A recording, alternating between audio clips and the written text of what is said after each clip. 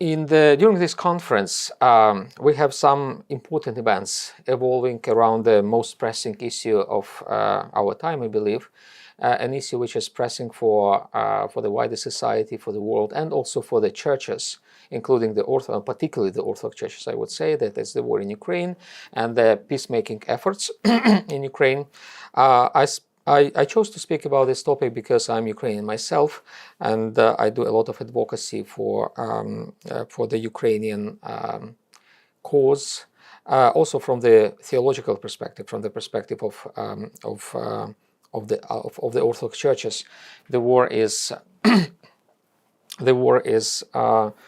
between the two people who claim to be Orthodox, and that's why we can call it an intra-Orthodox conflict, intra-Orthodox war. Unfortunately, it has not been addressed properly and sufficiently by the churches.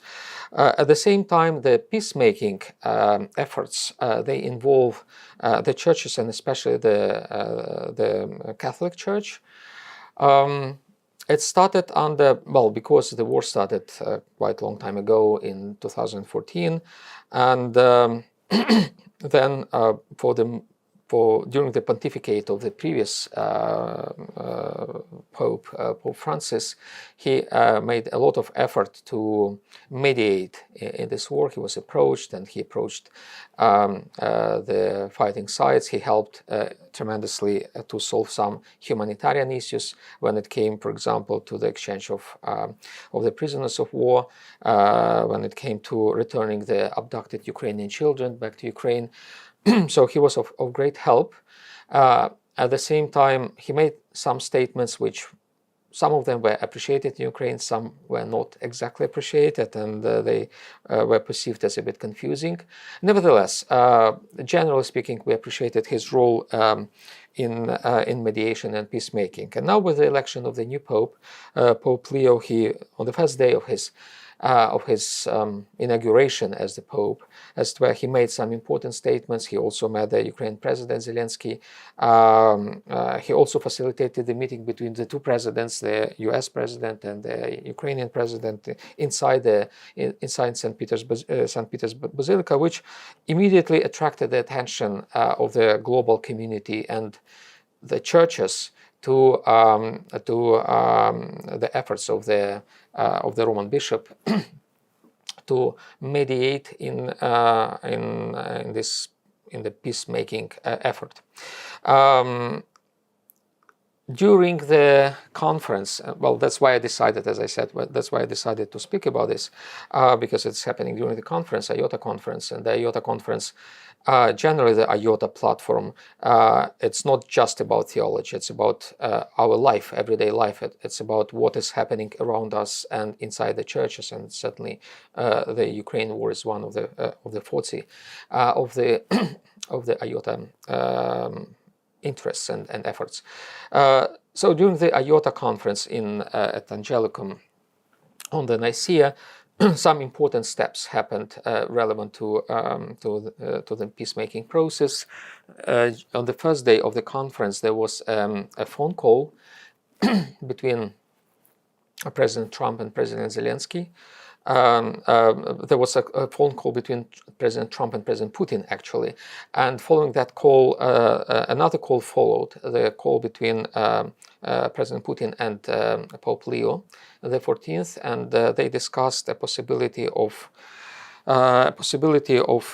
mediation for the Holy See, even though previously the Foreign Minister of Russia, Lavrov, responded to such possibilities that it would be inappropriate for the Catholic Church to host the two Orthodox peoples and countries to discuss the war, which was an interesting acknowledgement, and actually for the first time I believe that the Russian officials acknowledged that this is a war between the two Orthodox people, not just as the Russian propaganda used to present that this is the war of Holy Rus, the bastion of Orthodoxy against the evil West and the Catholic or pro-Catholic forces that try to destroy Orthodoxy, but that for the first time it was really an acknowledgement that this is a war between two Orthodox people, which was an important acknowledgement. But because of that, Lavrov then suggested that the Holy See would not be appropriate for such mediation. And then again, Putin called the Pope. It was the initiative of Putin, and they discussed nevertheless a possibility of such mediation. We in Ukraine perceive this mediation very positively because we really want this war to stop, to end. Of course, this war, for us at least, because the price has been paid too high, cannot stop just without any, I would say, condition. Our main condition that the peace should be just. And the peace should be just, and this is the only precondition for the peace to be sustainable, because I believe firmly that peace without justice means a ceasefire, and every ceasefire ends with another, with the escalation of war, with another war. That's why for us to prevent future wars, we need justice, and I think that's something that really the Holy See can contribute. Through its mediation, by providing justice, by securing justice. And we in Ukraine are quite hopeful that in the time when justice doesn't seem to matter very much for the politicians, for example, I don't see the words from the vocabulary pertinent to justice, like in the speeches of the United States presidents, for example, or other politicians. They avoid speaking about justice, unfortunately. But the Holy See and the Church of Rome can be such a force to push for this vocabulary, to remind us of the importance of justice, especially given, and we in Orthodoxy, we also believe that justice is another name of God, and justice is crucially important. It's an important theological category in addition to everything else. So we really are hopeful that the See of Rome and the new Pontiff, Pope Leo, who from the first day of his service expressed explicitly his interest in helping to end the war. We are hopeful in this. We are hopeful for this mediation. Now, I'd like to say a few words, maybe to connect or reconnect what I've just said with the topic of our conference, which is Nicaea, and we were talking a lot about the relevance of the Nicaea to our days. And I believe the Nicaea is relevant not just theologically, not just for the Orthodox Catholic dialogue, for example, which is very important, of course, but also for the for the wider developments. Even the war in Ukraine, I would claim, maybe too speculatively, but I would claim there is some relevance, because if we look at the Nicaea was convened by Emperor Constantine exactly to establish peace in a particular part of the empire, Egypt, which was torn by the conflict. The conflict was quite violent, we should say. There were theological ideas, like theological battles, but there were also outbursts of violence pertinent to those theological conflicts. And Nicaea helped actually to pacify, to bring peace, to bring some kind of mutual understanding and reconciliation in the province, which suffered from the theological debates, which were also underpinned by political agendas. We understand it now. Like, for example, Arius represented not just Egypt; he represented Libya, which was like a long-time rival to the church and political authorities in Egypt, and so forth. So there is a bunch of political underpinnings that had theological implications and resulted in the outbursts of violence. So Nicaea helped to solve those problems through the efforts of Emperor Constantine, but also the church representatives. That's why I believe Nicaea is relevant even to our days, because it gives us a pattern how to address the wars and issues, even though if they are not explicitly theological, but we can learn from Nicaea. This war in Ukraine is unfortunately not untheological, I would say. There is a theology behind it. I believe there is a wrong theology behind it. I call it political orthodoxy. It's it's a way of theological thinking which gives more attention to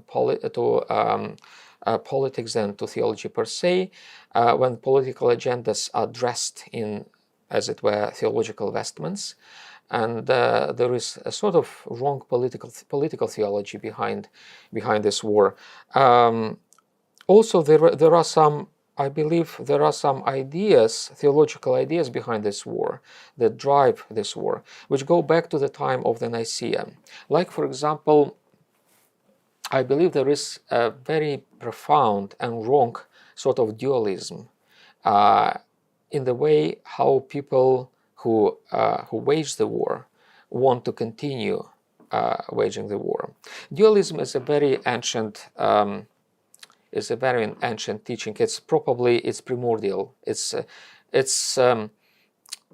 a quintessence of polytheism, of paganism. It stems from paganism because most polytheistic systems, they teach that the world is divided in two parts, black and white, bad and good. And the goodness is kind of embedded intrinsically, essentially, in some parts of the world, and the evil is embedded in other parts of the world. So this is essentially the kind of the basics, the bottom line of the dualistic teachings. And when Christianity emerged from the Greco-Roman milieu, which was polytheistic, this milieu challenged Christianity with dualism, among many other things. And there were attempts to smuggle dualism into Christianity. And this dualism, these attempts were contested and addressed by the towering figures in the patristic theology, like St. Irenaeus of Lyon, for example, who became particularly famous for addressing dualism. And in his understanding, dualism was kind of the arch heresy, the heresy of all heresies, the mother of all heresies. I would agree with that judgment of St. Irenaeus. And the Nicene Council somehow had to deal with the aftermath of the theological battles against dualism. It doesn't mean, unfortunately, that dualism was extinguished altogether. It continued to exist in the church, but the councils like the Nicene Council addressed the heresy of the heresies, the dualistic heresy. And this dualistic perception resurfaces again and again, even in Orthodoxy. And I believe one of the popular forms of the dualistic thinking is this counterposition between East and West, which is very popular in Orthodoxy when we confine our Orthodoxy, which is universal, which is a universal truth, that's what we believe, but we confine it to a very particular part of the world, like the East, whatever it means. We can't define what is East for us, but still we believe in it, and we sometimes perceive the East like the embodiment of all goodness, like essential, like ontological kind of incarnation of goodness, and we perceive the West sometimes as something ontologically evil. And this motivates some Orthodox, if not to wage a war, at least to support the war. I believe that one of the reasons why so many Orthodox, and we should acknowledge this, unfortunately, support the war of Russia against Ukraine is exactly this dualistic perception. They perceive the West as evil, trying to besiege, the good bastion of the East, which is kind of concentrated in Russia, what they call Holy Rus. And that's how many Orthodox support Putin, support the war. And this is a theological question. This support has religious underpinnings. And that's another lesson that we can learn from the Nicaea, how to deal with these theological underpinnings behind the war. Also, these underpinnings have to do with ecumenicity, with our ecumenical thinking, because anti-ecumenism, I believe, which is also quite widely spread in the Orthodox world, it has the same dualistic platform, I believe. It's the fear of rapprochement with the other. It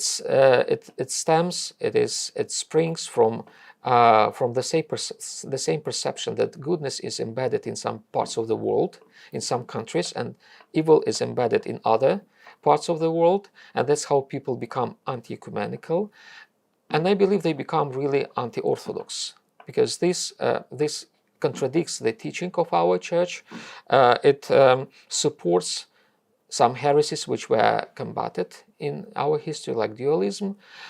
In my own presentation, I made a statement that all the ecumenical councils which we in Orthodoxy perceive, and the same perception is in the Catholic Church, even though the Catholic Church has more ecumenical councils than we do, but still we share the same ecumenical councils, and all of them were ecumenical, not just in the sense of being universal, but also in the sense of being of dealing with Christian unity, restoring Christian unity, or trying to restore Christian unity.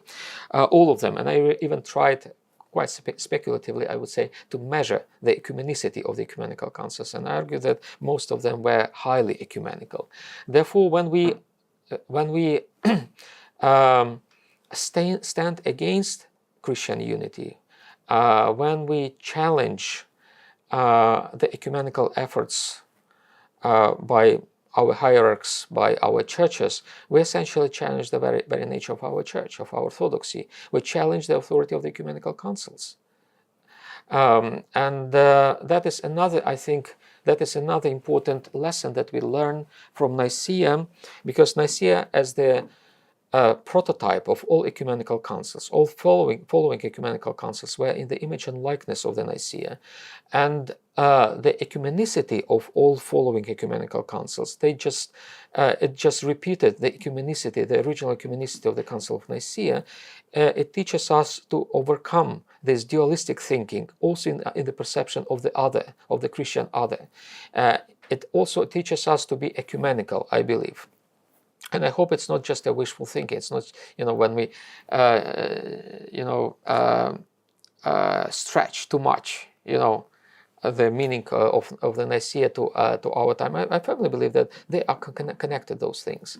Modern dualism that supports the wars, including the war of Russia against Ukraine, anti-ecumenical tendencies, which are very widely spread in Russia, and also they support this war, and they are widely spread in the global Orthodoxy. They also exist in the Catholic Church, as we know. There are some groups in the Catholic Church which are quite anti-ecumenical, but I think the common legacy of the Nicaea can help us to overcome those prejudices, I would say, that have, as I said, very practical and dangerous implications.